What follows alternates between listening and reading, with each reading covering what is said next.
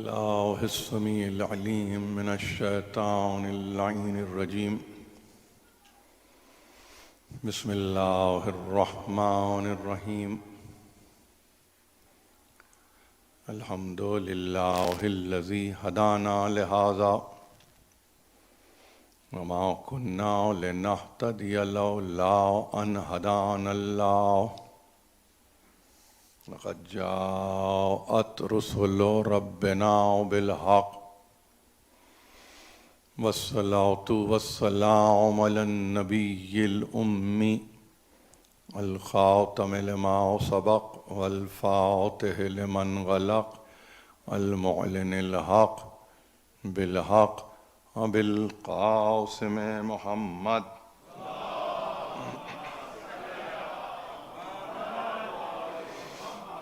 وأهل بيته الطيبين الطاهرين المعصومين المظلومين الذين أذهب الله عنهم الرجس وطهرهم تطهيرا.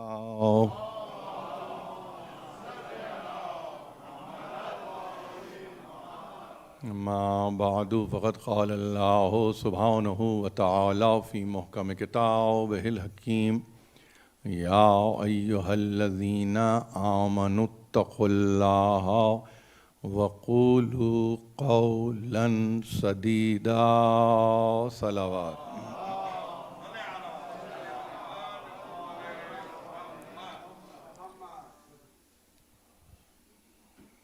صاحبان محترم،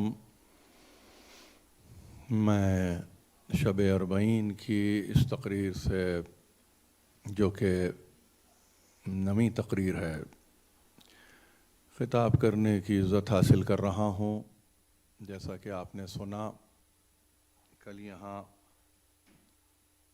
بعد اعمال و نماز ظہرین آخری مجلس منعقد کی جائے گی، اور اس مجلس کو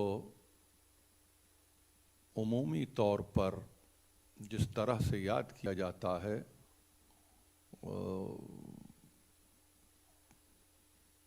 سننے والے، سمجھنے والے، جنہوں نے اس روایت کو ہندوستان اور پاکستان سے فالو کیا ہے، وہ جانتے ہیں کہ یہ مشہور ہے بعنوان واپسی اہل حرم در مدینہ. اور خاص طور پر میں ان نوجوانوں سے کہ جو اگر ان کی پیدائش یہاں ہے یا ان کا تعلق یوں سمجھیے کہ انتہائی کم سنی میں رہا ہے ان دو ممالک سے، تو وہ یہ جان لیں کہ یوم اربعین یقیناً 20 تاریخ ہی ہے سفر کی، لیکن جو پورا عزائیہ ماحول ہے وہ تشکیل پاتا ہے صبح، یعنی کب سے؟ 19 کی فجر سے، یعنی آج جس کا ہم نے دن تمام کر دیا. اور وہ جانتے ہیں، ابھی اپنی ایک نجی گفتگو میں یہی کہہ رہا تھا کہ بڑی قدیم مجلس کراچی میں ہوا کرتی تھی. یہاں شاید کچھ احباب بیٹھے ہوں کہ جنہوں نے حسینیہ ایرانیان کھارا در میں صبح کی، یعنی 6:30 بجے کی مجلس میں اپنے آپ کو یقیناً جو لے گئے ہوں اس زمانے میں، جو بھی عمر رہی ہو. اور اس میں ہوتا جو تھا وہ یہی ہوتا تھا کہ گروہ جعفری کی طرف سے وہ مجلس منعقد ہوتی تھی، اور مخصوص انداز سے، جس طرح سے آپ یہاں سنتے ہیں کہ وہ جن کا تعلق حیدرآباد دکن سے رہا، وہ سوزخوانی کرتے تھے اور اس کے بعد قبلہ گاہی 20 منٹ کی مصائب کی مجلس پڑھتے تھے، اور پھر اس کے بعد ایک مخصوص انداز کا ماتم جو یہاں پہ کیا جاتا ہے.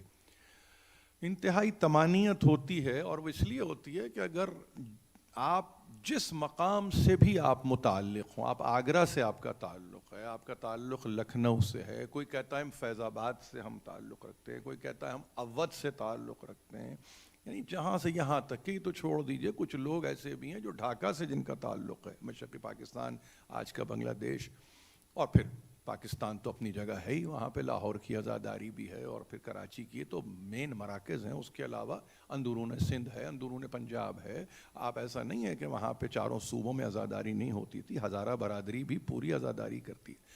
تو یہ بات میں اس لیے کر رہا ہوں کہ جہاں جیسے موقع مل رہا ہے ویسے اس کو محفوظ کیجئے، اس کو زمانے کے ہاتھوں نہ عنایت کر دیجئے، نہ اس کو دے ڈالیے، نہ اس کو بھول جائیے. آپ کا جہاں سے تعلق، آپ عراق جائیں، مراجع سے اگر آپ بنیادی سوال یہ کریں کہ ہم کیا کریں، تو وہ دو ہی باتیں کرتے ہیں. پہلی بات یہ کہ اپنی زبان کو محفوظ کرو، دوسری بات یہ ہے کہ جو بھی آپ کا طرز معاشرت ہے، معیشت نہیں، جو طرز معاشرت ہے اس کو نبھائیے. یہ دو آپ کو ایڈوائس یا آپ کو پند کی صورت میں، نصیحت کی صورت میں، وعظ کی صورت میں آپ کو یہ ملتی ہیں، اور دونوں ہی بڑے مہم مراحل ہیں انسان کی زندگی میں. وہ انسان جس کو آپ سوشل اینیمل کہتے ہیں نا، سماجی جانور کہتے ہیں، آگے آ جائیے حیوان ناطق بھی کہتے ہیں. تو اس انسان کے تعلق سے جب وہ بولتا ہوا انسان ہے اور وہ فکر کرتا ہوا انسان ہے، دونوں صورتوں میں اگر اس چیز کو محفوظ کر لیا جائے، جو آپ کرتے رہے ہوں، بہت ممکن ہے، بہت ممکن ہے، ایک ریموٹ چانس دے رہا ہوں اس بات کو، کہ آج شاید 70 برس کے بعد، 75 برس کے بعد وہ طرز عزاداری کو آپ ذرا سا دہرائیں تو کہیں آپ کسی چہرے پر کھلتی ہوئی مسکراہٹ کو دیکھیں گے. ہونے دیجئے اس بہانے وہ مدقوق چہرے اگر مسکرانے لگیں تو اس میں کیا مذائقہ ہے. ان کو مسکرانے دیجئے، اس لیے کہ یہ ایک بھرپور روایت ہے جو آپ تک پہنچی ہے. اس لیے میں خاص کسی یعنی نہ سمجھے کوئی کہ میں حیدرآباد کی کسی عزاداری کو پروموٹ کر رہا ہوں. نہیں، ہم کیا، ہماری حقیقت کیا، ہماری بساط کیا، ہم کیا پروموٹ کریں گے.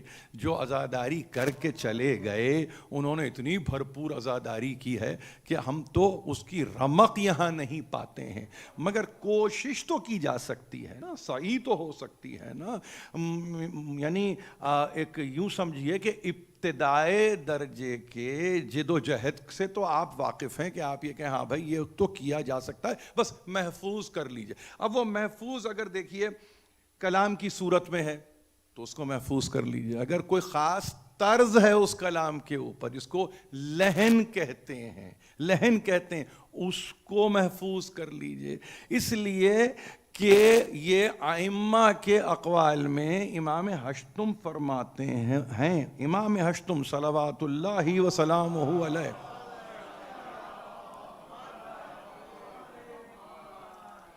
فرماتے ہیں احب ان نشید فی الحسین. یہ قول ہے امام ہشتم کا کہ مجھے پسند ہے وہ کلام جو حسین ابن علی یعنی میرے جد کے تعلق سے لحن میں ادا ہو جائے. یہ گنجائش کسی یعنی یہ مت سمجھیے کہ کسی گھرانے نے دی ہے، نہیں، اس کا تعلق غنا سے ہے ہی نہیں، اس کا تعلق ہے نہیں. ہم یہ جانتے ہیں، دیکھیے جن لوگوں کو تاریخ کا علم ہے وہ یہ جانتے ہیں کہ اگر مقصد آپ کا محکم ہے تو وہاں پہ ان چیزوں پہ نگاہ نہیں ڈالی جاتی. لیکن ایک آنے واحد کے لیے آپ اگر مقصد کو اوجھل کر دیں تو فروعات میں گفتگو شروع ہو جاتی ہے. اس میں گفتگو لحن کی بھی ہو جائے گی، اس میں طرز کی بھی ہو جائے گی، اس میں ادائیگی کی بھی ہو جائے گی. نہ کریں. آپ کو معلوم ہے یہ لحن اہم ترین شے ہے. یعنی اگر آپ سے میں یہ کہوں خود دنیا ایک لے کے اوپر رواں دواں ہے تو غم حسین کی بھی لے ہے، غم حسین کی بھی نئے ہے. دونوں لفظ یاد رکھیں، یہ لے بھی غم حسین میں، نئے بھی غم حسین میں ہے. اور جب یہ دو آتشی کوئی کیفیت پیدا ہو جائے تو کیفیت یہ ہوتی ہے کہ آپ یہ کہیں کہ اچھا یہ تو کسی اور منزل پہ آپ کو لے کے چلا گیا. معلوم یہ ہوا کہ یہ ہمارا طریقہ ہے. کلام کو محفوظ کیجئے, اس کے تعلق سے پھر آپ آگے بڑھ جائیں تو لحن جس کو طرز کہتے ہیں اس کو محفوظ کر لیجئے. اس کے بعد لفظوں کی نشست و برخاست پر نظر رکھیے. اس کے بعد آگے بڑھ کے اس لفظ کو یا ان الفاظ کو جو آپ ادا کر رہے ہیں اپنے آپ کو اس سے سنک کر لیجئے. یعنی جس کو آپ کہتے ہیں نا, آپ کا لفظ سے رابطہ پیدا ہو جائے تاکہ دنیا پہ اثر قائم ہو جائے.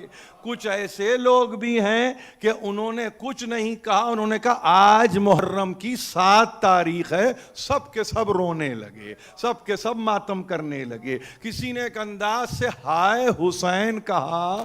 کیفیت یہ ہے کہ پورے مصائب ایک طرف, ایک اسم ایک طرف. کیا ہوا, کس چیز نے اثر پیدا کیا؟ آپ کہیں وہ تعلق خاطر جو ربط باطن سے ہے اس نے اپنے آپ کو قلب میں جگہ دی, اور ایک مرتبہ اس نطق نے اس کو اٹھا کے آپ کے حوالے کر دیا. یہ میں اس لیے عرض کر رہا ہوں, پھر نہیں معلوم ہے موقع کب ملتا ہے اور کب میں آتا ہوں یہاں پہ. اس میں بھی کوئی وہ نہیں ہے کہ کسی حوالے سے آپ یہ نہ سمجھیے. میرا کام یا میرا ذمہ یہ ہے کہ ان احباب کو جو تشویق رکھتے ہیں, جو شوق رکھتے ہیں, کم از کم جب آئیں تو ان کو پتہ ہو کہ وہ کس عبادت سے گزر رہے ہیں, کس عبادت سے گزر رہے ہیں. حدیث قصہ کو میں نے سنا ہے علماء سے, میں اپنی بات کر رہا ہوں, آپ نے بھی یقیناً سنا ہوگا. اس انداز سے حدیث قصہ کی ادائیگی کہ آپ ایک مرتبہ گریا شروع کر دیں, ایک مرتبہ بکا شروع کر دیں. حدیث قصہ کس چیز کا نام ہے؟ آپ کہیں کیا ہے بھائی؟ کچھ نہیں ہے, ایک آیت آئی ہے, اس کے اطراف اس کی ایک روایت ہے, کس ماحول میں آئی, کب آئی, کہاں آئی, کس کے گھر پہ آئی, کس کے گھر میں آئی, کون کون تھے جو زیر قصہ تھے. بس یہ ہے کل حدیث قصہ. نہ اس سے الجھنے کی ضرورت ہے, نہ اس سے دور ہونے کی ضرورت ہے, نہ اس سے کسی حوالے سے کسی مقاومت کی ضرورت ہے, نہ کہیں سے مزاحمت کی ضرورت ہے. میں یہ کہتا ہوں اور نجی نشستوں میں میں نے کہا ہے, آج برسر منبر کہہ دیتا ہوں, اس لیے کہ حق پہنچتا ہے آپ کا کہ آپ سنیں. حدیث قصہ کے تعلق سے مقاسمت ان کو ہو سکتی ہے کہ جن کو آیے تطہیر سے کوئی تکلیف ہے. یہ میری بات کو بہت غور سے سنیے, بہت غور سے سن لیجئے. بات میں بات آئی, ورنہ میں یہ بات کرتا نہیں ہوں. آئے کس چیز کا نام حدیث قصہ ہے؟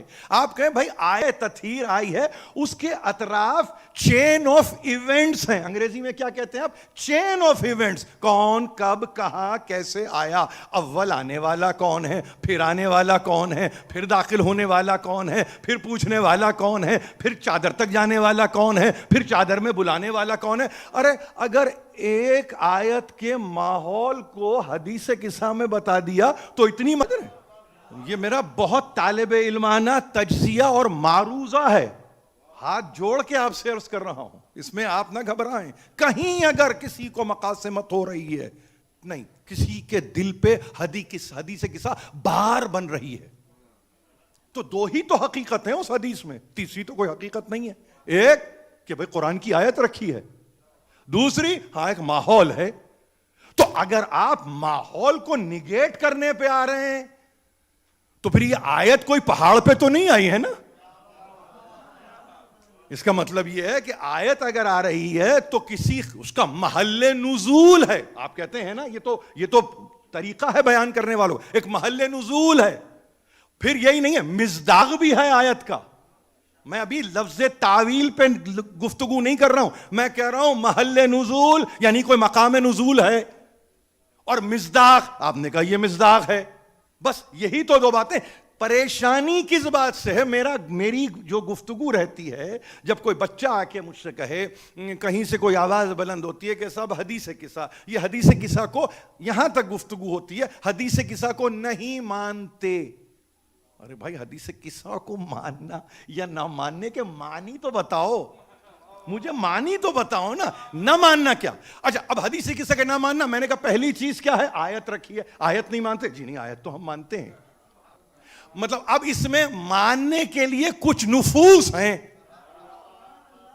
اب اگر تمہارا دل یہ کہنا چاہتا ہے جو زبان پہ بات نہیں آ رہی ہے, تم نہ کہو, تم نہ کہو, لیکن تمہارے اس طرز تفکر نے صرف تمہیں نہیں پہچنوایا, تمہارے ابو جد کو پہچنوا دیا کہ تم آئے کہاں سے ہو.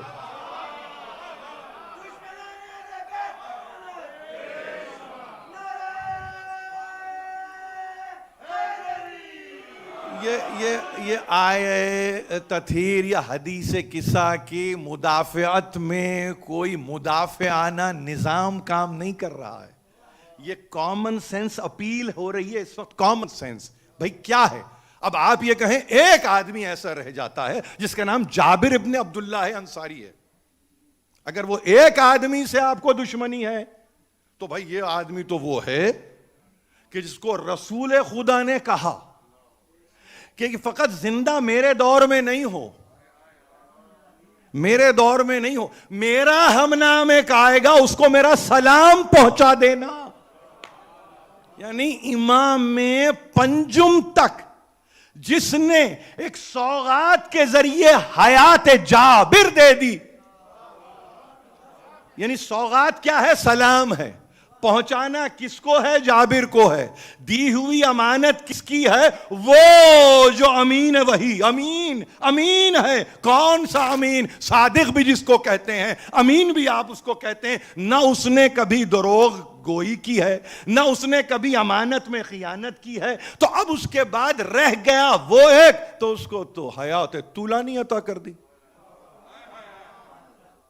اس کو حیات طولانی 120 برس کی عمر ہے. یعنی اور پھر وہ جابر جو قدموں کی چاپ سے پہچانے, نابینا ہو چکے ہیں.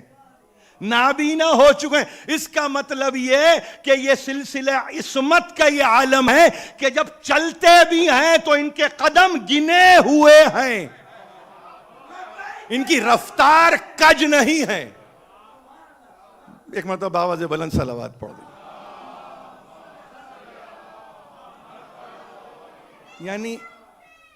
یعنی میں عرض کروں آپ سے کہ یہ کچھ چیزیں ایسی ہیں, بچوں کو بٹھا کے سمجھائیے, بتلائیے, اور ان سے باقاعدہ اگر آپ سمجھتے ہیں گفتگو کے لیے تو دروازے کھلے رہنے چاہیے, دلیل طلب کر لیجئے نا. اس میں کیا ہے؟ اب آپ یہ کہیں کہ بھائی اس کو بیان کرنے والا ہاشم بہرانی صاحب عوالم العلوم, مگر کھول کے پڑھو نا, زحمت تو کرو, تھوڑی تو زحمت کرو.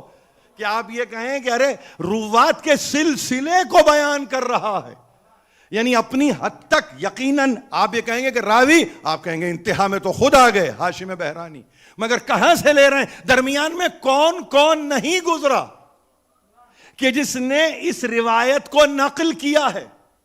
یعنی آپ سے عرض کروں کہ اگر وہ نام آپ خالی نام, وہ 40 نام کبھی آپ ایک مرتبہ, میں حتمی نام لے رہا ہوں, 40 نام کبھی آپ اٹھا کے دیکھیے تو آپ کہیں کہ حدیث قصے کو تو چھوڑیے, جو روایت کرتے ہیں ان پہ ایمان لانے کا جی چاہتا ہے. جو روایت نقل کر رہے ہیں ان پہ ایمان لانے کا جی چاہتا ہے. اتنے یعنی تبحر علمی میں اس کمال پہ ہیں کہ جس کے بعد آپ اندازہ نہیں کر سکتے. اب جس کی کیفیت یہ ہو نہیں, بلکہ آگے چلتے ہیں, جو گھرانہ اس عالم کا گھرانہ ہو تو کیا پذیرائی دنیا کو کرنی چاہیے.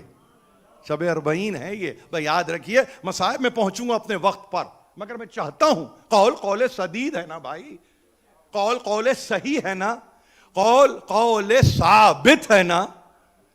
اردو زبان میں لفظ درست کے ساتھ استعمال کر لیجئے. آپ آسان کرتے ہیں لفظ کو, کہیے, مگر محمد ابن حسن توسی نے اس قول کو قول ثواب کہا, صاد سے نہیں, صاد.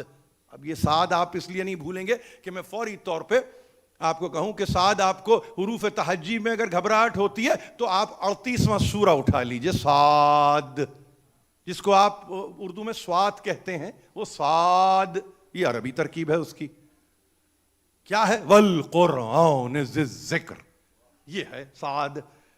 یعنی قسم بھی قرآن کی، اور ظاہر ہے کہ کون سا قرآن؟ جو نصیحت دینے والا ہے، جو صاحب نصیحت قرآن ہے، اس کی قسم کھا کے سعد کو پکارا. یہ سعد محمد ابن حسن طوسی شیخ الطائفہ ابو جعفر، یہ نام لے چکا ہوں، اور حق بنتا ہے ان کا، ان حضرات کا، ان علماء کا، کہ ان کا جتنا نام لیا جائے. میں سمجھتا ہوں کہ یہ ان کے مدارج علمی ہیں، ہماری تو طالب علمی ہیں، یہ ان کے مدارج علمی ہیں کہ ہم نام لے رہے ہیں. یعنی ہم اپنے قول کو منواتے ہیں ان کا نام لے کر. یہ ہماری حیثیت ہے، یہ ہماری حیثیت ہے. آج کے بولنے والوں کو اگر یہ بات سمجھ میں آ جائے، ہماری کوئی حیثیت نہیں ہے جب تک ہم کلینی کا نام نہ لیں، جب تک ہم توسی کا نام نہ لیں، جب تک ہم مفید کا نہ لیں، جب تک ہم مثلا یہ کہ مجلسی کا نہ لیں، ہلی کا نہ لیں. یہ نام لیتے ہیں تو ہمارے قول میں اعتبار پیدا ہوتا ہے. آپ سمجھے؟ یعنی انسان کا یوں وسیلہ بن رہا ہے. آپ سمجھ رہے ہیں؟ انسان کا یوں وسیلہ بن رہا ہے. میں کہہ دوں کوئی بات ہی نہیں ہوئی، لیکن یہی توسی کہیں یہ قول صواب ہے، یعنی قول راست ہے، یعنی قول مستقیم ہے، یعنی قول ایسا جو مبنی با استقامت ہے. یہ قول سدید ہے، یہ قول سدید ہے. اور اس ایک مرتبہ کہا، دیکھو جب کبھی تقوی کا لفظ آئے تو ہمیشہ یاد رکھنا، کیا؟ اتقوا بعقاب اللہ فی معصیتہ. ہمیشہ یاد رکھو. دو باتوں کے لیے توسی نے کہا، اور ہم اس پہ عمل کرتے ہیں، ہمارے بچے بھی کرتے ہیں، ہم نے اپنے بزرگوں کو بھی اسی طرح دیکھا. یہ خوف، ڈر، خشیہ، گھبراہٹ، فیئر، جتنے ترجمے آپ کے سامنے آ جائیے، کس بات کا؟ اصل میں تقوی کے معنی کہتے ہیں توسی یہ کہتے ہیں تقوی کے معنی یہ ہے کہ جیسے ایک ثواب کی صورت ہے ویسے ایک عقاب کی بھی صورت ہے. یعنی اس کا مطلب کیا ہے؟ ڈرو اس کے عقاب سے، یعنی وہ تمہارے تعاقب میں ہے. عقاب کچھ نہیں ہے، پیچھے پیچھے آنا، پیچھے پیچھے آنا، اور اتنی خاموشی سے آنا کہ جو آگے جا رہا ہے وہ اپنی زندگی انجوائے کر رہا ہے، لیکن اس کو معلوم نہیں کہ آنے والا کس طرح سے پیچھے پیچھے آ رہا ہے. وہ ہے عقاب. ڈرنا اس کے عقاب سے ہے. عذاب تو آگے ہے ہی، لیکن کس باب میں؟ کہ اس کے تعلق سے ایک ہی باب ہے، اور وہ باب ہے کہ اس کے گناہگار نہ بنو، معاصیت ہی وفعل واجبات ہی. ایک عقاب میں جو اللہ ہے پیچھا کر رہا ہے اس کی معصیت نہ کرو. دوسری چیز کیسے اس کو، یعنی اب اپنی زندگی کو آگے کیسے لے کے چلو، ادا کرو واجبات کو. دو باتیں ہو گئی نا. ایک آپ نے کہا معصیت اختیار نہیں کرنا ہے، اختیار کا لفظ استعمال کر رہا ہوں. معصیت ہو نہیں جاتی، یہ ہو گیا کہ کوئی ترکیب نہیں ہے، ہوا، تم نے کیا. اگر عقل نہ دینے والے تو کہتے ہو گیا. عقل دینے کے بعد ہو نہیں گیا، تم نے کیا. اب اگر تم نے کیا تو پھر یاد رکھو پیچھے پیچھے کوئی آ رہا ہے، تمہارے تعاقب میں آ رہا ہے، تمہیں فالو کر رہا ہے. اب گنجائش اس میں کیا ہے کہ دیکھو وہ فالو کر رہا ہے، اس کا مطلب یہ ہے کہ ایک کوشن کا سائن تو بلند ہو جانا چاہیے، پہلی چیز. دوسری چیز فوری طور پہ، یعنی معصیت سے اجتناب کرنا، واجبات میں اپنے آپ کو داخل کر دینا، درمیان کا جو اسپیس ہے اس کو توبہ سے پر کر لو. کتنی آسان زندگی ہے یہ، آپ نے اس کو مشکل کر لیا. ایک آپ خط کھینچیں نا، سیدھا خط کھینچیں، اس میں آپ 3 نقطے لگا دیجئے. تو 3 نقطے تو ہے ہی نہیں، اس میں اصل میں درمیان کا ایک نقطہ لگنا ہے. 2 اینڈز تو 2 اینڈز ہیں ہی، درمیان میں لگا دو. وہ درمیان اتنا بس وسعت والا درمیان ہے کہ توبہ ہی توبہ ہے اس میں. آپ سمجھ رہے ہیں؟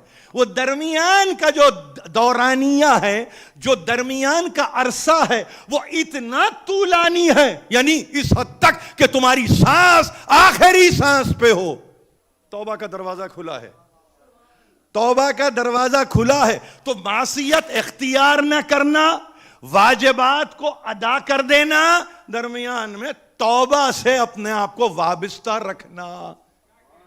جب اتنی بات سمجھ میں آ جاتی ہے تو تقوی کے معنی کھل گئے۔ اب تقوی فقط ڈرنے، ڈرانے، مرنے، مارنے کا نام نہیں ہے، بلکہ تقوی کا مطلب یہ ہے تمہارا خود اختیاری کوئی فعل ہے جو عمل کی صورت میں ڈھلا ہے، اچھا ہو اگر وہ خود اختیاری فعل واجبات سے شروع ہو، واجبات پہ ختم ہو جائے۔ یہ ہے زندگی انسان کی، مشکل نہیں ہے۔ آپ کہیں کہ قول سدید ہمارے لیے کیا ہے؟ یہ ہے آپ کے لیے قول سدید۔ تقوی کے نتیجے میں، اب جب تقوی کے نتیجے میں آپ نے کہا قول آیا، تو پھر یاد رکھیے اس میں ہم نے نہیں، جتنے مفسرین ہیں یا ایھا الذین آمنوا لا تکونوا کے ساتھ وہ گفتگو کرتے ہیں اسی سورے میں۔ کیا؟ کالذی آذوا موسیٰ فبرأہ اور فبرأہ اللہ مما قالوا۔ اب دیکھیے غور سے سنیے آپ میری بات، اس آیت سے پہلے کیا ہے کہ اے ایمان والو ایسے نہ ہو جانا جیسے کہ موسیٰ کو اذیت دینے والے اذیت دے رہے تھے، خواہ کوئی زنا کا الزام لگا رہا ہو، کوئی غنا کا الزام لگا رہا ہو، کوئی ہارون کی موت کے تعلق سے گفتگو کر رہا ہو، اذیت پہ اذیت دیتے تھے، وہاں کا ایسے نہ ہو جانا۔ فَبَرَّأَهُ اللَّهُ مِمَّا قَالُوا، جو کچھ کہ وہ کہتے تھے، لفظ یاد رکھیے قالو، یہاں ہے لفظ قالو، جاتے جاتے آگے قولن ہو رہا ہے، وہی قالو جب ایک مرتبہ تربیت سے گزرے گا تو قول بن جائے گا۔ دیکھو یاد رکھو، اذیت جیسے موسیٰ کو دیتے تھے ویسے اذیت نہ دینا۔ کیا ہوا اس اذیت کے نتیجے میں؟ تہمتیں لگی نا، یہاں بھی زید و زینب کے تعلق سے بڑی تہمتیں لگائیں، مگر بری کرنے والا، ان کو ایک مرتبہ دور کر دینے والا، ان تہمتوں سے دور کر دینے والے نے دور کر دیا۔ کس سے؟ ان کے اقوال سے کہ جو وہ موسیٰ کے حق میں بیان کر رہے تھے۔ اب کہا دیکھو وہ موسیٰ کے افراد تھے، موسیٰ پہ تہمت زنی کر رہے تھے، تم جس عہد میں جی رہے ہو، تم میرے حبیب کے دور میں جی رہے ہو، سنو اب تم کو ایک ایسا کلمہ بتائیں گے جس کے نتیجے میں نہ اذیت ہے، نہ تکلیف ہے، نہ کوئی سانحہ، نہ کوئی واقعہ، بلکہ قول میں ایسا قول دیں جس کے بعد تمہارے اعمال کی بھی اصلاح ہو جائے، تمہارے گناہ بھی معاف کر دیے جائیں۔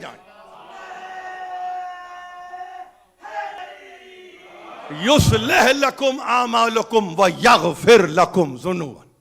سنو، اعمال کی اصلاح، تمہارے اعمال کی اصلاح، تمہارے گناہوں کی معافی، اور پھر اس کے بعد ایک ذرا سا توقف۔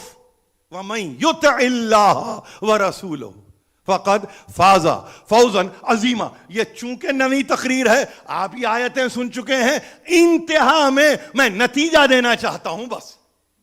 دیکھو یاد رکھو، اللہ اور اس کے رسول کی اطاعت، وہ کیا کہتے تھے ان کے لیے ہے قالو، کا کہہ دیا انہوں نے، تمہارے لیے کیا ہے قولن، قولو کا، وہ قالو تم قولو، کیا حکم ہے؟ قول سدید، قول سدید، قول ثواب، وہ قول کہ جو تم میں ہمت پیدا کرے، قوت پیدا کرے، استقامت پیدا کرے۔ پھر ایک مرتبہ تفسیر کو اٹھا کے دیکھیے اور معصومین کی احادیث کو اٹھا کے دیکھیے، بے اختیار تمام مفسرین نے کہا وہ کہ جو مکتب معصوم سے وابستہ ہے، انہوں نے کہا دیکھو یہ قول تین باتوں سے اگر پرہیز ہو جائے، تین سے پرہیز کرنا ہے، اگر چوتھے قول پہ پہنچنا ہے، چوتھی بات پہ پہنچنا ہے، 3 سے پرہیز کر لو. پہلی چیز، قول میں فساد نہ ہو. یعنی وہ قول جس میں فساد ہے، یعنی اصلاح کا کوئی پہلو نہیں ہے، وہ قول کبھی زبان پہ نہیں لانا. دوسری چیز، وہ قول جو لغو ہو. لفظ کے لیے کوئی ترجمہ اردو زبان میں سوا اس ایک لفظ کے، اس کو کہتے ہیں بےہودہ. آپ یہ لفظ استعمال کرتے ہیں، یعنی یاوا گو، بےہودہ گفتگو، لغو بات. ایبسرڈ کہوں گا لطف نہیں آئے گا. آپ سے ابس ہو گیا نا، ایبسرڈ کا بیک ٹرانسلیٹ کریں گے تو آپ کہیں گے ابس گفتگو ہے. ابس کا مطلب بیکار ہے. نہیں، بیکار نہیں، بےہودہ گفتگو. اب آپ کو سمجھ میں آئے گا، اب سمجھ میں آئے گا. یعنی ایک چیز یہ، وہ گفتگو نہ کرو جس سے فساد پھیلے. گفتگو میں کوئی ایسا پہلو نہ ہو جو لغو باتوں پر مشتمل ہو. اور تیسری چیز یاد رکھو، کبھی کذب سے کام نہ لینا. اب یہاں کذب کا ترجمہ کرتے ہیں جھوٹ، حقیقت میں بہتان نہ باندھنا. کذب کا مطلب بہتان بھی ہے، یعنی جھوٹ سمجھیے کہ بہت لوور لیول کی ایک چیز ہے. جھوٹ جب انتہا پہ چلا جائے تو بہتان بن جاتا ہے. اللہ لعنت اللہ علی الکاذبین. کہاں سے بات ہوئی؟ تہمت، بہتان. اللہ کی ذات پہ کچھ نفوذ بہتان باندھ رہے تھے کہ عیسیٰ خدا کا بیٹا ہے. تو کیا ہوا؟ کچھ نفوس کو سامنے لا کے کھڑا کر دیا اور ان سے یہ کہا کہ دیکھو، ایک بات کو یاد رکھو، یہ ہیں میری توحید کو بچانے والے، میری وحدانیت کی گواہی دینے والے. اقرار کرنے والے نہیں کہہ رہا ہوں میں، بہت غلطیاں ہوئی ہیں ترجمہ کرنے میں. توحید، وحدانیت کا اقرار کرنے والے نہیں ہیں، بلکہ میری وحدانیت پہ گواہ ہے. شہد اللہ انہ لا الہ الا ہوا والملائکۃ واولو العلم قائما بالقسط لا الہ الا هو العزیز الحکیم. خدا گواہی دیتا ہے، ملائکہ گواہی دیتے ہیں، اور کون؟ وہ جو صاحبان علم، جو قسط و عدل پر قائم ہے، وہ گواہی دیتے ہیں کہ وہ تنہا ہے، وہ اکیلا ہے. یہ آل عمران کی ایک آیت تھی جو آپ کی خدمت میں نے حوالے کے طور پہ پڑھ دی. ابتدا میں دیکھ لیجئے اس کو جا کے، آل عمران میں مل جائے گی آپ کو یہ آیت.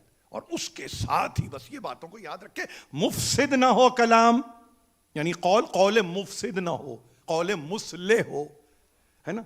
قول لغو نہ ہو. اس کا مطلب کیا ہوا؟ جو آپ نے کہا کوئی بیہودہ بات، کوئی غلط بات نہیں، پرز معانی، یعنی قول پر مغز ہو، لغو نہ ہو. اور آخری چیز، کذب نہ ہو، عین صدق ہو. عین صدق ہو. یہ 3 صفتوں کو رکھیے آپ، اور اس کے بعد آپ دیکھیے تاریخ میں کہ یہ 3 صفتوں سے کس کس کو آپ پہچانتے ہیں. کبھی ایک کوئز رکھیے اس پر، کہیے بےہودہ بات کرنے والے کون کون تھے، جھوٹ بولنے والے کون کون تھے. لفظ بہتان ہٹائیے، آسان کر دیجئے. جھوٹ، اللہ کی ذات پہ بھی جھوٹ بولتے تھے. اور جو اپنے آپ کو یہ کہتے تھے ہم تو مصلح ہیں، قرآن کہہ رہے نہیں مصلح نہیں ہے، بلکہ آگاہ رہو، خبردار رہو، ان سے بڑا تو مفسد کوئی نہیں ہے. تو ہم جب گفتگو کرتے ہیں اور ٹھہر کے گفتگو کرتے ہیں تو ہم نے کبھی کسی کا نام لینا مناسب ہی نہیں سمجھا. اس لیے میں نے عرض کیا ہے آپ سے، لفظ صدق آ جائے آپ کے ذہن میں آتا ہے حقیقت میں کون ہے مخبر صادق. آپ کو کچھ کہنے کی ضرورت نہیں ہوتی، آپ کو کہنے کی ضرورت نہیں ہوتی. آپ کہتے ہیں اس سے بڑھ کے کون ہے جو غیب کی خبریں لا کے دے رہا ہو، تمہاری چوکھٹ پہ جو غیب کی خبریں پہنچاتا ہو. وہ کون ہوتا ہے؟ معلوم ہے آپ کو کون ہے. اسی طرح سے وہ جو پر مغز گفتگو کرتا ہے وہ کون ہوتا ہے، اور وہ جو لغو باتیں کر رہا ہے وہ کون ہوتا ہے؟ ہم نام نہیں لیتے بھائی، نام نہیں لیتے، نام نہیں لیا جاتا۔ علم کی شان یہی ہے کہ صفت بتلا دیں۔ نام لیتے ہیں نہ اپنوں کے نہ بیگانوں کے۔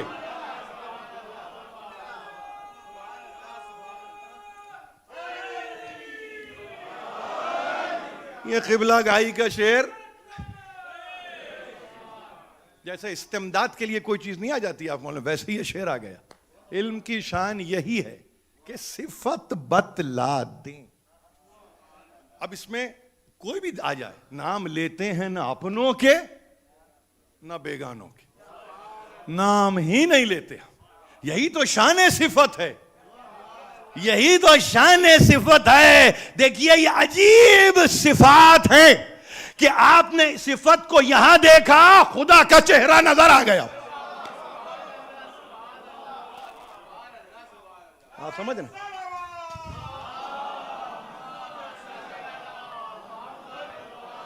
اب جو متمسک ہے معصوم سے، اس نے کہا سنو، قول سدید قول ہی نہیں ہے بلکہ فعل کی منزل ہے، اور جب فعل کی منزل ہے تو یاد رکھو قول سدید کے آگے مساوی کا نشان لگا کے کہو وجہ اللہ لا غیرہ، اللہ کا چہرہ غیر کا چہرہ نہیں۔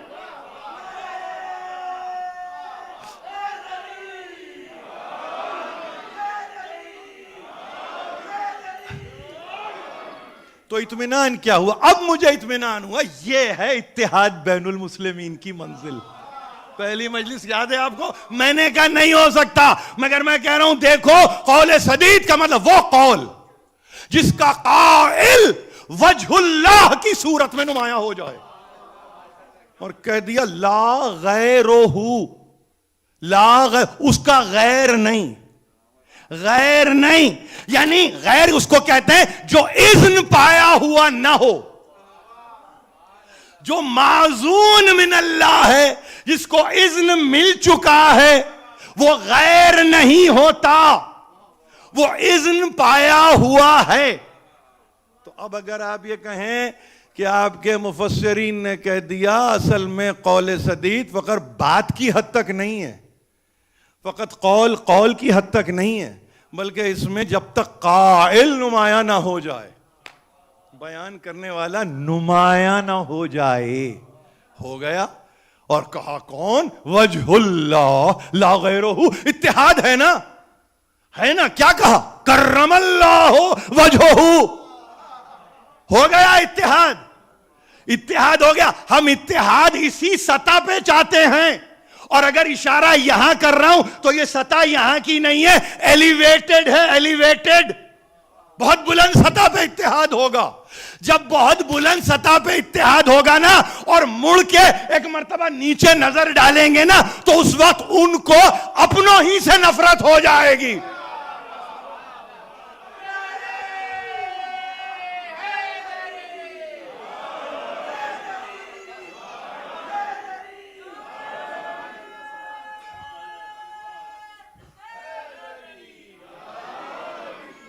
اس بلند سطح پر آپ ہیں، اتحاد اس بلند سطح پہ ہوگا۔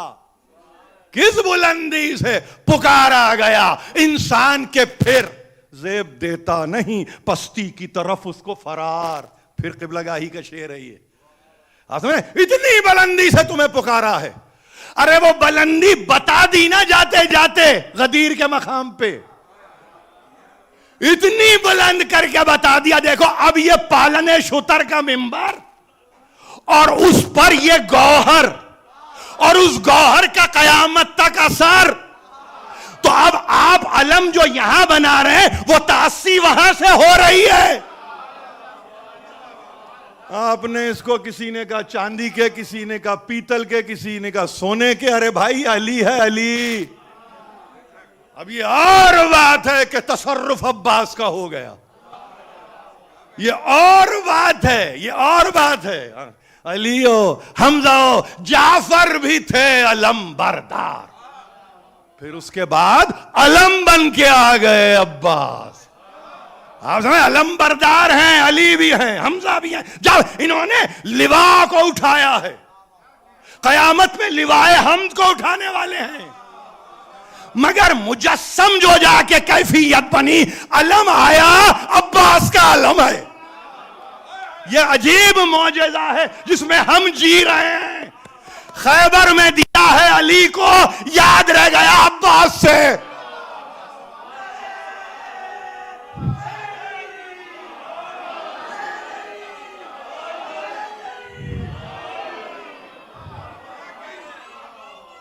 یہ وہ علم ہے، یہ وہ علم ہے، یاد رکھیے. یہ معجزہ ہے اسی گھرانے کا، اسی گھرانے کا. کبھی اس پہ بلائیے کسی اچھے بولنے والے کو، کہیے اسی شعر پہ تقریر کرو. یہ علم بردار علم کیسے بنتا ہے؟ علم بردار علم کیسے بنتا ہے؟ آپ کہیں گے علم تو کسی شے کو کہتے ہیں. نہیں، جب مجسم ہو گیا نا تو اس میں وہ نمایاں ہو جاتا ہے، وہ نمایاں ہو جاتا ہے. ہم آپ جتنے ہیں خدا کے لیے آنکھ کو بند کرو اور کہو علم آیا. دل میں یہ خیال نہیں آیا علی کا، عباس کا علم آیا ہے. علی کا علم اٹھا کون رہا ہے؟ عباس. اور کیسا اٹھایا ہے، کیسا اٹھایا ہے. دیکھیے میں کیا کہوں، کس طرح سے کہوں. دنیا کہتی ہے عباس عباس عباس، اور اربعین اور شب اربعین میں کتنا یاد آتے ہیں یہ عباس. یہ میں نہیں کہہ رہا ہوں. ایک ایک بی بی کے پاس جا کے پوچھئے، ایک ایک مستور کے پاس جا کے پوچھئے، ایک ایک مقدرہ کے پاس جا کے پوچھو. دیکھو بچوں سے صرف اتنا کہوں، خوب ماتم کرو آج، خوب ماتم کرو آج. میں آپ کی یعنی یوں سمجھیے کہ ساتھ ہوں، میں کہیں جانے والا نہیں ہوں، اس لیے کہ آپ یہاں ہو یا کہیں ہو. یہ ماتم حسین ہے، علم عباس کا ہے. ایک ایک بی بی سے پوچھئے. کبھی موقع ملے آپ کہیں کہ مولا ایک موقع دے دو، مجھے موقع دے دو. کب یاد نہیں آئے مجھے یہ بتاؤ نا، کب یاد نہیں آئے. اور کیا ہے عباس، کیا ہے؟ مدینے سے جب یہ قافلہ رخصت ہوا ہے نا، اور ایک مرتبہ میری شہزادی زینب کی سواری آمادہ ہوئی، اور کہتے ہیں گوش ہمایوں نے امام میں آ کے کچھ کہا ہے علی اکبر نے. گئے ہیں اپنے بیت الشرف میں، پھر باہر آئے، پھر گئے، پھر باہر آئے، دیکھا دو رویا قطار کنیزوں کی کھڑی ہے. اور اب جب پردہ الٹا ہے تو کہا ہے ہاتھ میں ہاتھ ہے، جناب زینب کا ہاتھ ہے، حسین کا ہاتھ. اور آہستہ آہستہ آہستہ آہستہ قدم رکھتے ہوئے، بہت وقار کے ساتھ، بہت شان کے ساتھ، 18 بھائی ہیں زینب کے، 18 بھائیوں کی بہن ہے زینب و ام کلثوم. وہ شہزادی آرام سے، اطمینان سے، وقار سے قدم قدم قدم رکھتے ہوئے سواری کی طرف. اب مقاتل میں 2 صورتیں ہیں. ایک تو یہ کہ جو 18 برس کا لال ہے نا، جس کو سینے پہ زینب نے پالا ہے، وہ آگے آگے دوڑ رہا ہے، وہ آگے آگے دوڑ رہا ہے.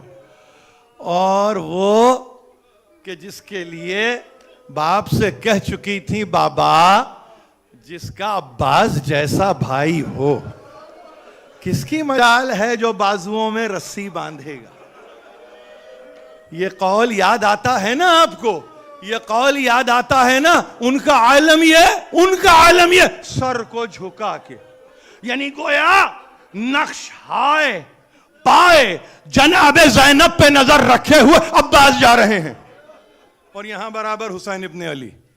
اور ایک مرتبہ جب سواری کو بٹھا دیا گیا، محمل بھی ہے، ہماری بھی ہے، کجاوا بھی ہے، بٹھا دیا گیا تو ایسے نہیں ہے. کہتے ہیں کہ محمل کے پردے کو حضرت علی اکبر نے الٹ دیا، اور یہاں پہ ہاتھ کو تھامے ہوئے ہیں. بس یہ ہاتھ کا مطلب یہ ہے اب یہ حسین کا ہاتھ جناب زینب کے بازو پہ گیا, بازو سے تھام لیا.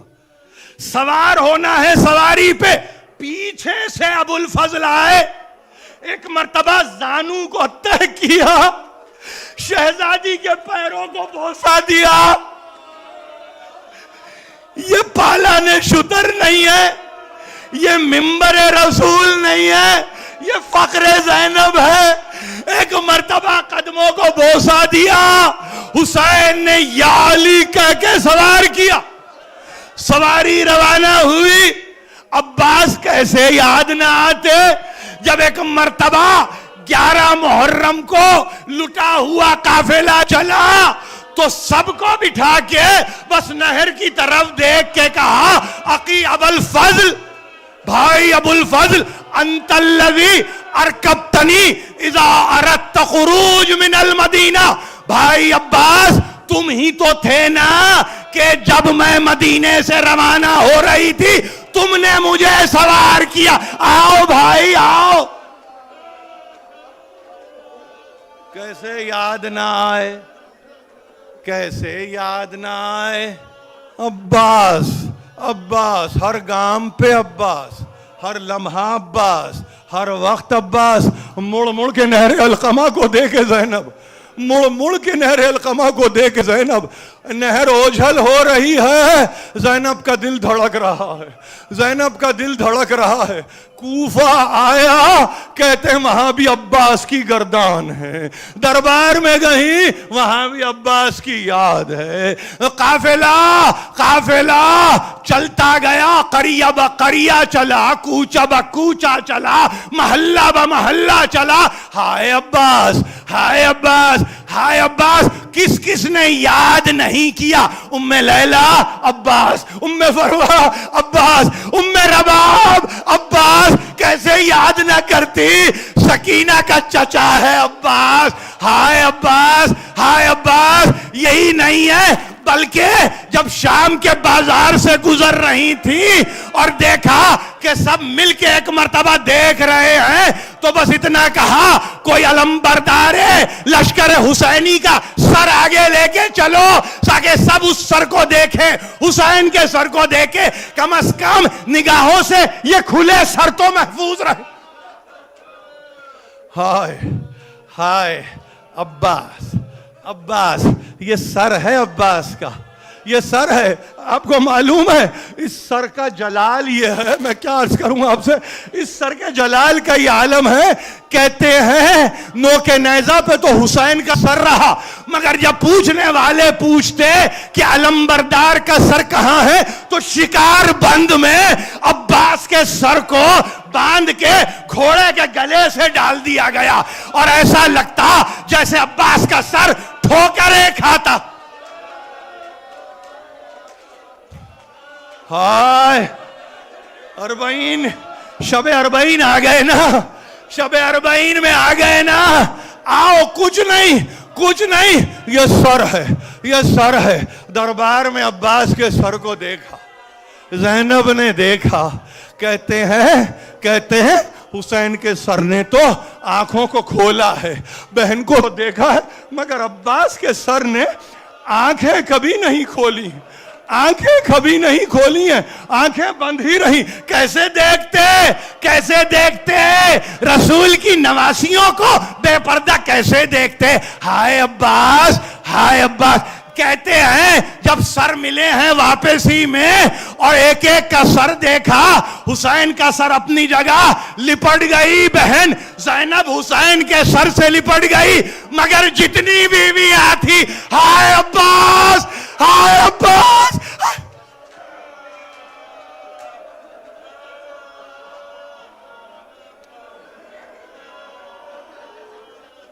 حسین, ماتم حسین, دم نہیں, ماتم.